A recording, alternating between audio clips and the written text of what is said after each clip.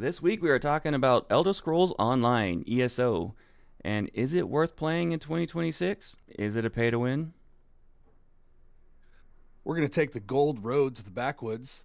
Slipknot drummer Clown claims Doom changed his life. And can AI help you play your favorite games?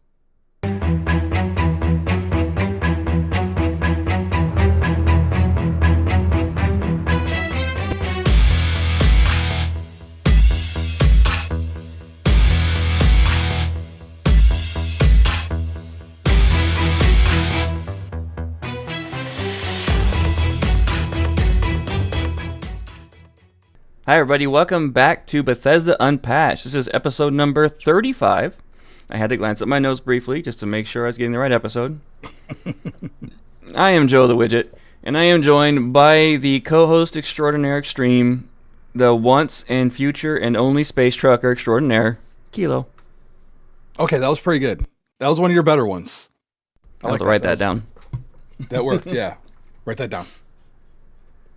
Absolutely, man. What's up, dude? We're back for another week. We will not be back for another week next week, though. Yes, that is true. Next week we will be taking a break. However, coming back from that break, we still have to wait on confirmation, but I have one guest that I'm particularly excited about, so we'll see if that comes through. What else we got coming up?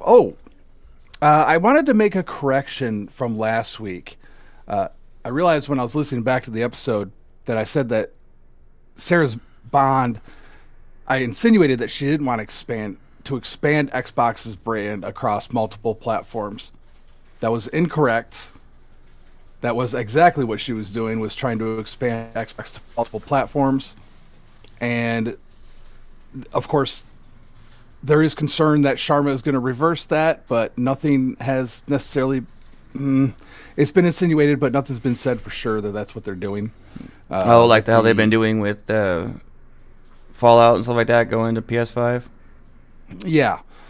There's talk that, because Sharma said that she wants to get Xbox, she wants to bring Xbox back.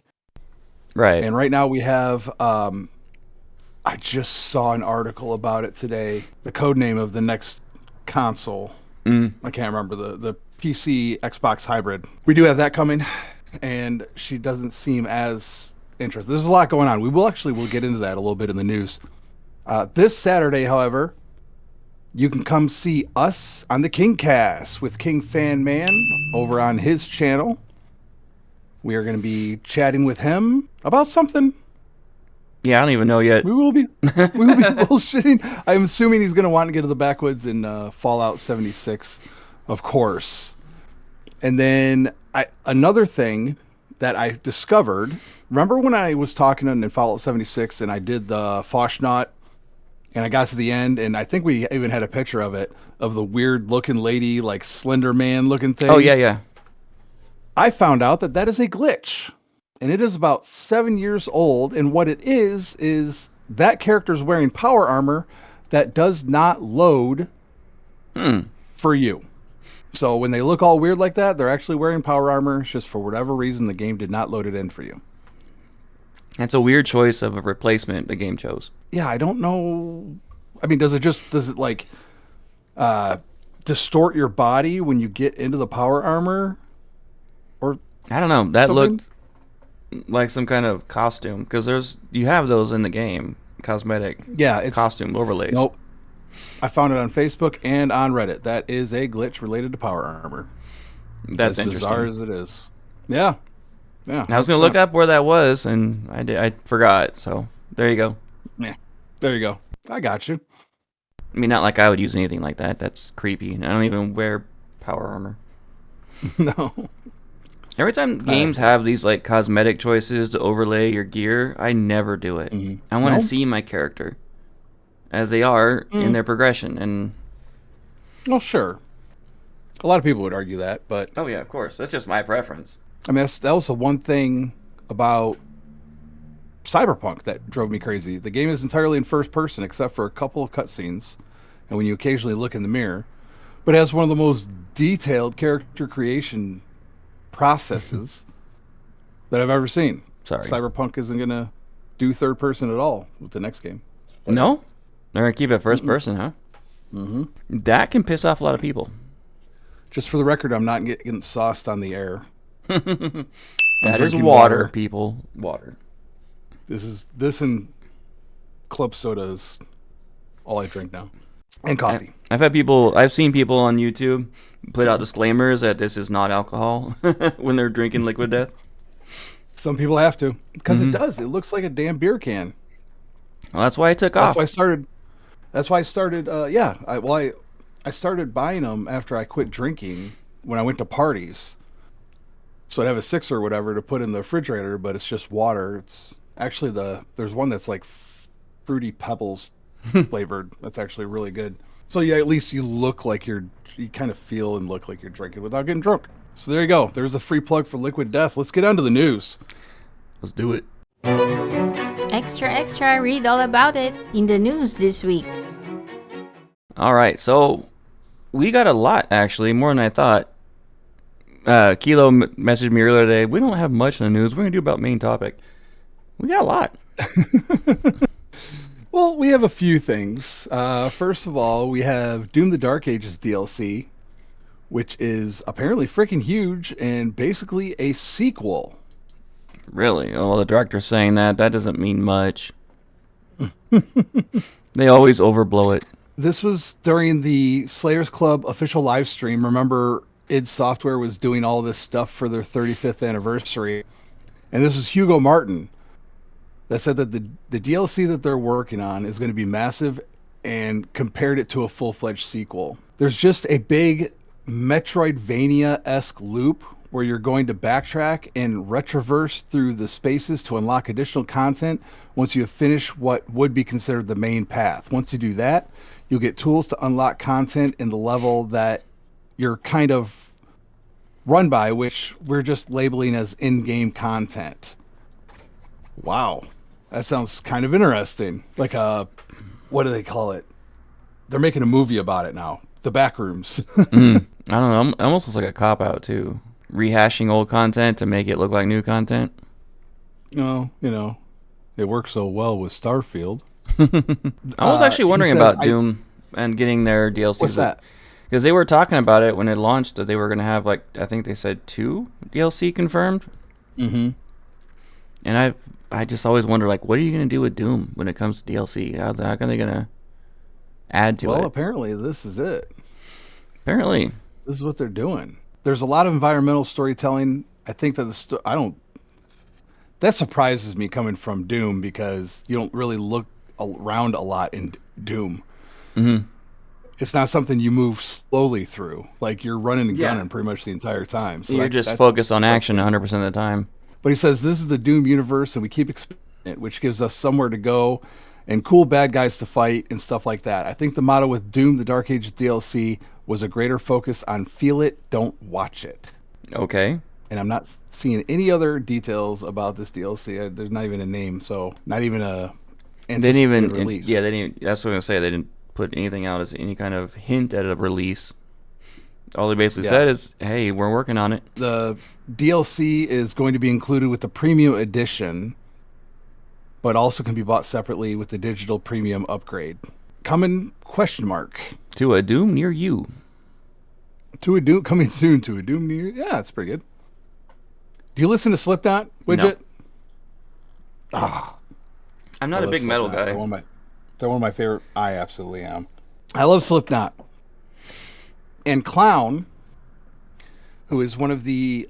Actually, he's the only original band member left. He plays the drums.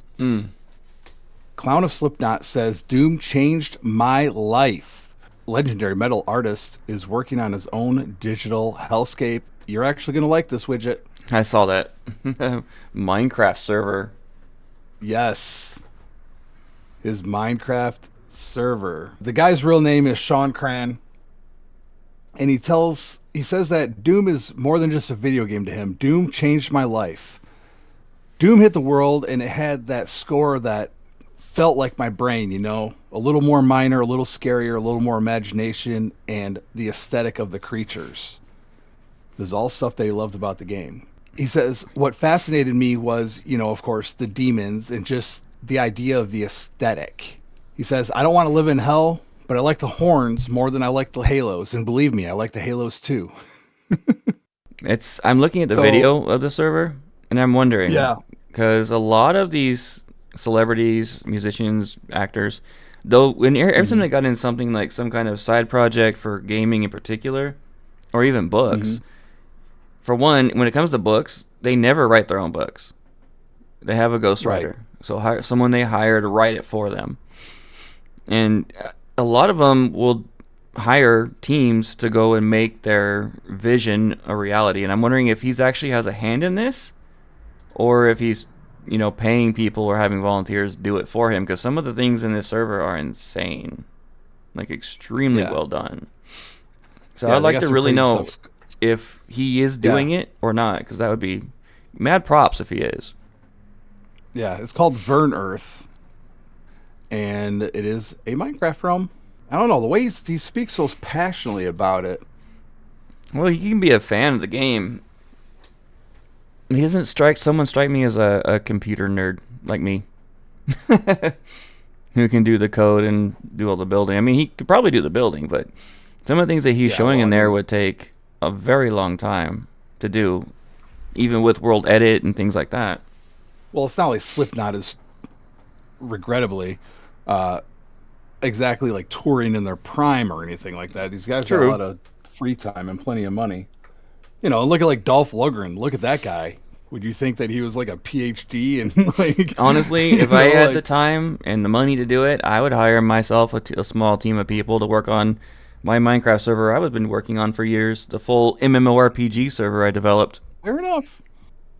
I mean, I did most of the code and everything myself, but yeah. I just in my gut, I'm gonna give it to him.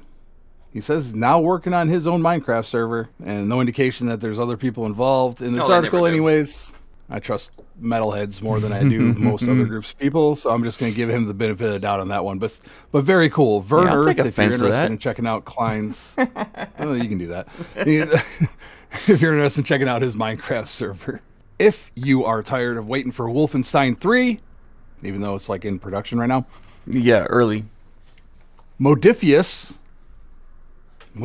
I'm telling you, man, this company is on fire. There's now a Wolfenstein TTRPG coming from @Chung and Modifius. Modifius is the same company that made the Fallout TTRPG. We've talked about them a few times. Well, yep. Players battled Nazis and Lovecraftian horrors during World War II. And it's using the 2D20 system, which was licensed for TTRPG adaptations of Fallout, Dune, and Discworld. Okay, Discworld. And actually, fun. You'll have to look it up, Widget, but there is a Humble Bundle, I believe, with the Discworld PDFs. It was like $400 worth of merchandise available for Humble Bundle. If you ever did a Humble Bundle, which I did with Pathfinder, I mean, you're like dirt cheap. You pay like $25 and you're getting like hundreds of dollars worth of stuff. If you're a TTRPG fan like me and a Wolfenstein fan like me, I might have to check this out too. Yeah. I need to get back into TTRPGs. I haven't done that in so long. I was just talking to a buddy of mine. I think did he tag me for GM Day yesterday? Yeah, yesterday was yesterday as of recording. The 4th of March is GM Day. The anniversary of the death of the great Gary Gygax is GM Day or DM Day, Dungeon Master or Game Master. He tagged me in something. I'm like, man, dude, I miss D&D so much. It's been too long since I played. ESO has some news out, like always. And we talked about a while back where they're going to be including 4 of their DLCs into the base game is happening March 9th. So, yeah, you're probably hearing this, and a day or two later, you're going to have it. They're having Imperial City, which is one of the big PvP, PvE zones.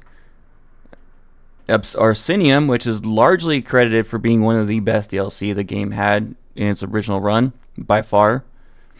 It included a lot of new goodies, brought in Hrothgar, the collectibles tab in the main menu, all kinds of really good things. I can't remember the exact system it put into the game.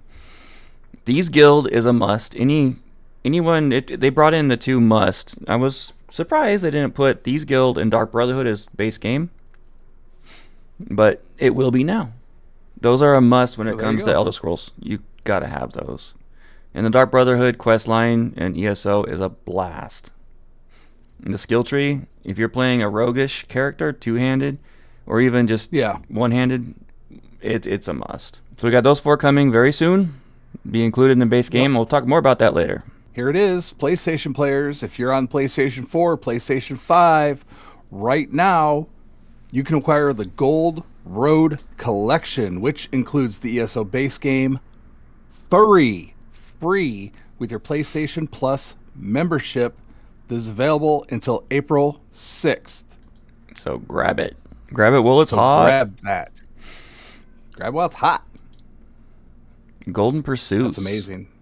Over 10 years of adventures, challenges, and stories to experience, all free. It's and that includes premium extra and worth essential tiers.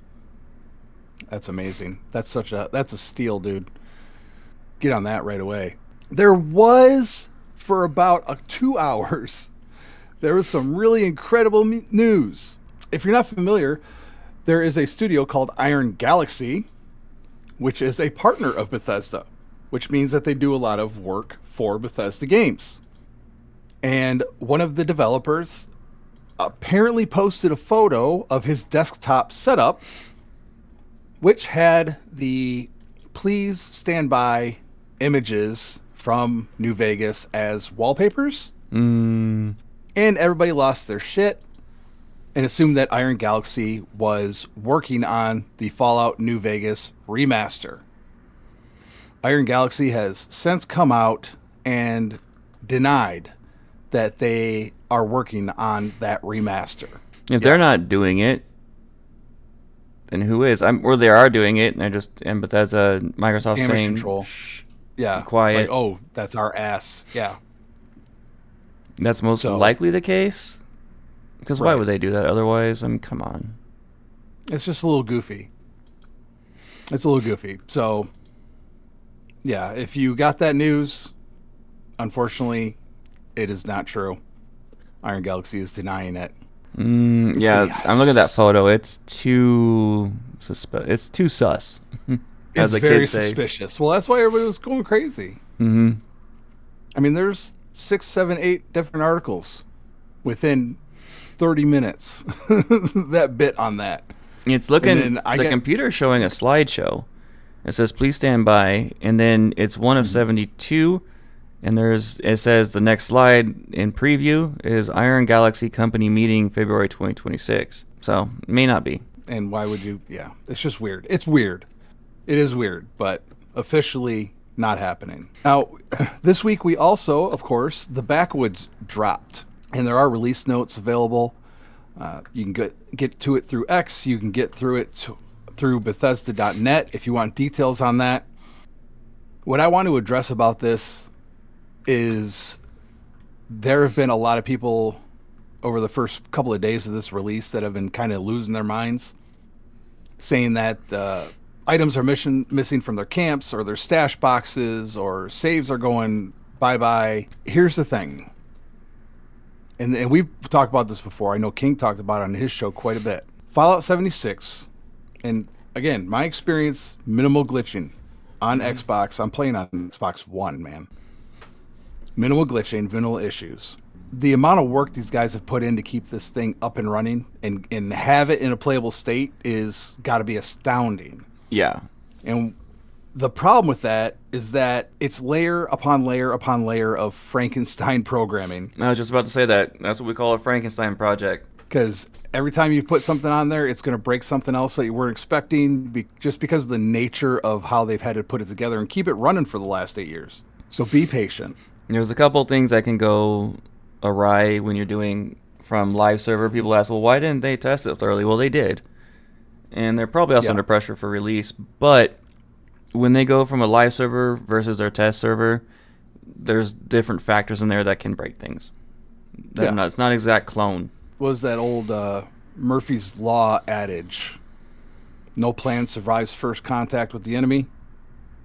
Well, no update survives first contact with the gamers. You're going to have situations that the testers weren't able to test for. You're going to have unique situations, just perfect storm, and something's going to happen. And it's also got to be patient. You get the loud if you minority. Want to help, yeah, and if you want to help fix the game, send in a ticket to Bethesda. Contact Bethesda. Let them know what's going on with the game. Help them help themselves fix the game. That's the best thing to do for us true fans. I work in IT, and I always tell the employees I work with all the times, like, when they'll bring me something and say, it hasn't been working for 2 months. Well, I can't fix something that I don't know is broken. And gotta keep in mind, these actual, I looked it up. The reports are minimal. So there's only a few reports coming in. It's not everybody having these issues. It's a small minority. And they call that the loud minority. Loudmouth minority. Because the news is going to spread far faster and with more gusto of one person saying, oh, no, it broke my game, than the other 10,000 people saying, oh, it's great, I love it. Because bad news sells. So here's something, Widget. I'm going to need you to grab this picture, too, right here off the top of this article. Microsoft has a new patent that they just filed for. And this is interesting. Xbox patents AI helper that will play games for you. That is just a completely asinine and backwards thing. I'm not necessarily I've never been so bad off with a game where I'd be like, wow.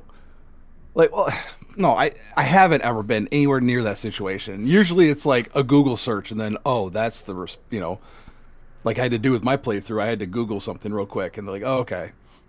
But basically what this is it's an AI helper that'll help you play a game. So if you have trouble getting through a difficult part of the game or you keep getting beat down at a certain part of the game, this little AI buddy is meant to assist your gameplay. Dude, I am... And from the picture, it looks like it's going to be a little pop-up.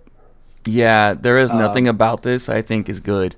And my reason is all those hard moments in games. That's where the your sense of accomplishment, your thrill, the adrenaline rush comes from.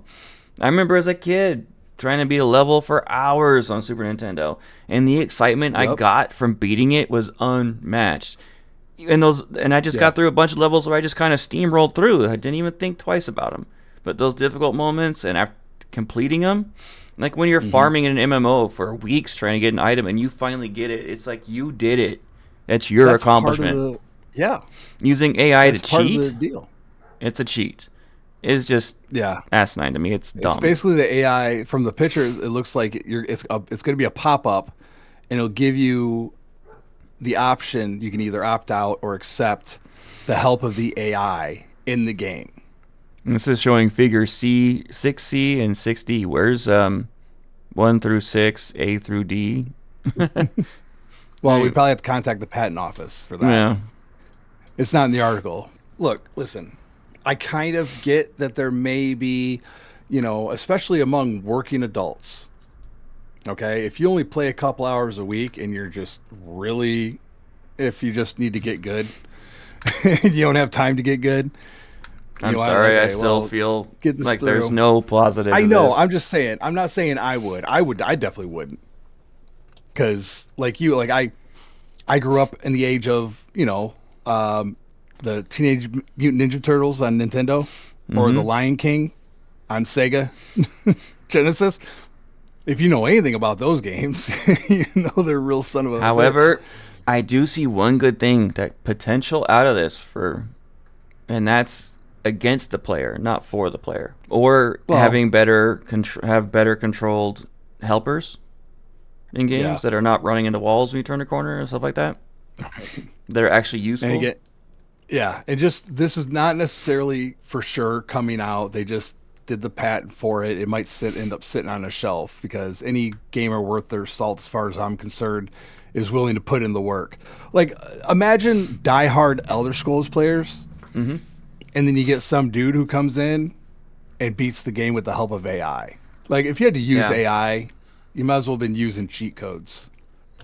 Which is fine if you're playing by yourself, but don't brag about it later. People who You know do what I speed mean? runs will have another thing to worry about getting caught cheating with, and that's be AI help. So Oh, there's an yeah. instance. Oh God, there we go. Yeah. Here's something I can see it very good. I was a pro gamer for a year on a game called World of Warplanes. It was done by Yes. Wargaming, and it's a aerial combat game of airplanes from World War One and World War Two. It's an absolute freaking blast. I have no idea why it did not take off. The first year it was doing really good, but I went back and played the game about a year ago, see if I still had my skills, and yeah, I did. And then I realized that more than half of my opponents were bots. Now, Oh, if I wow. got an AI controlled bot that is on our level, that would make it more fun, and would rebirth these dead games that just don't have enough players to do, and they're strictly PvP. That's the only good thing I can think of kind of this. see that, but I don't know. Like you can still put that to work in any other game, Yeah. like Ace Combat. You can improve the AI in Ace Combat, make it more challenging. I just don't think. When it comes to I helping don't know. you play your game, it's stupid. No. I can't get on board with that. Listen, some of you never spent 8 hours trying to beat the bad ending of True Crime Streets of LA, and it shows. Yeah, I haven't. I can claim that. I've done that. I've done that. But you know what? When I beat it and I got to the end, dude, it was the best thing ever. Like jumped up and down. Like it's great that rush. Anyways, what else we got? We got some more stuff about Miss Sharma here, and it's her plan for Xbox for 2026 and beyond. She says in a recent all hands meeting, according to Jez Corden, she says that, and actually she revealed this plan over X as well. So this is legit. She says her commitments are great games, the return of Xbox, and the future of play. Where did Xbox go? It's still a huge seller right She's now. talking about first she says the main priority is great games. Everything's downstream of great games. Well, yeah, true. That's very true. But they're going to start with the console and make sure that they understand that this is for our reference experience. So that's talking about bringing everything back to Xbox, and Xbox being the control, the console itself, which kind of sounds like maybe some of those non-exclusives may end up being exclusive. I don't know. It kind of sounds like they're not interested in necessarily sharing with PlayStation or Nintendo as much as they had in the past. That's what it sounds like to me. I don't think they're going to go away from like putting games on PlayStation 5. We know that Starfield's going to be there soon. I don't know how it looks for, games that are exclusive going down the road, but I like the old vision about unifying the systems. I don't have the money to spend $3,000 to have all these different systems to play the different games on them. That's why sounds like PC is the master race. PC's master race. You can play most all the games, and it has way more games. Xbox has got PC covered as well, so pretty soon you're going to be able to play PC games on the new Xbox from what I hear. So she says that she's going to re-examine some of the decisions Xbox has made over the last few years while working towards Xbox's, quote, next 25 years of success. Definitely feeling Xbox-centric, Microsoft-centric, and of course Sony has their own stuff going on. I read another article. Was another one. They're talking about Sony and their non-exclusives as well. And this is another thing that we're about to address in the next and final article of the news today. The new CEO leaving fans concerned, in part because her gamer tag shows little play time, no achievements, basically that she's not a gamer. And this follows with, we of course talk about Seamus Blackley last week. I can beg to differ too, because I don't have any of that stuff on Xbox account. I'm a massive gamer. Not to mention, look at the CEO of Rockstar. Mm-hmm. He's very public about the fact that he's not a gamer. She's a CEO. Her job is the business. Exactly. It's the business side, not the gaming. To be a gamer. We got Matt Booty, our new chief contact content officer. He's a gamer. That's his entire career. Yeah. He's in the job that he needs to have. Sharma is in the job that she needs to have. Exactly. She doesn't have to be a gamer. Put the right people Calm in the down. right place for success. She's not some random broad on the internet that you have to like vet. Right? Like, it drove me nuts you're wearing seeing an all Xbox that. T-shirt. Name 3 games. All that Shut hate up. about it. Yeah, that's not her job, guys. My boy over here is Calm absolutely down. correct. Her job is to get the Xbox selling and selling well. Exactly. You know who agrees with that? Peter Moore. He's one of Xbox's co-founders, and he shut down the criticism of Sharma, basically calling the gamer CEO argument nonsense. Well, because it is.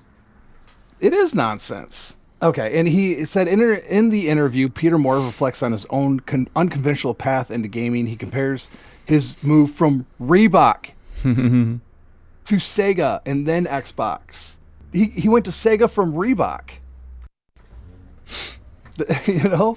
He said imposter syndrome is real. You get in there, and if Asha isn't laying awake at 3 a.m. wondering, A, what the hell did I get myself into? And B, what do I need to do to win over gamers? I'm sure she's going through a lot of that. Oh yeah, I have no doubt. She is. This is a bit. I mean, come on, man. it's a cultural, keystone. Microsoft. Man, I would absolutely love to have her on the show just to chit chat. Just talk about anything. It doesn't have to be about Xbox or anything. Just chit chat.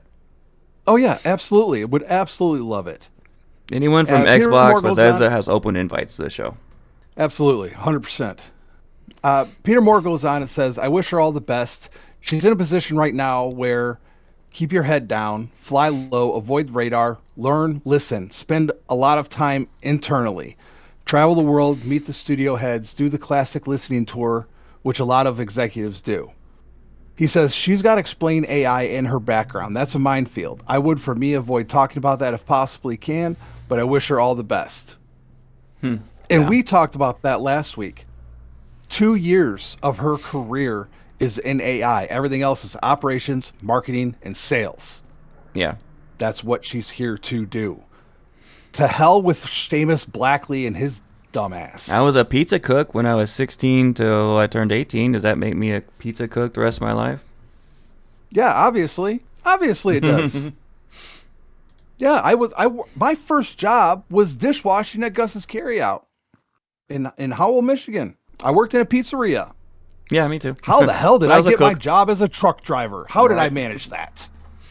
Come on, get the fuck Yeah, out how am of I here with working that. in IT? I should be tossing pizzas, but no. Obviously, you should. What the hell are you doing, Widget? You don't belong in IT, obviously. Your background is in pizzas. Fuck out of here. All right, let's get out of the news. Yeah, Main before he topic, blows the please. gasket, let's get out of the news and we're going to our main topic. This is the end of part 1. Stay tuned for part 2 where we cover Elder Scrolls Online and our gameplay of the week.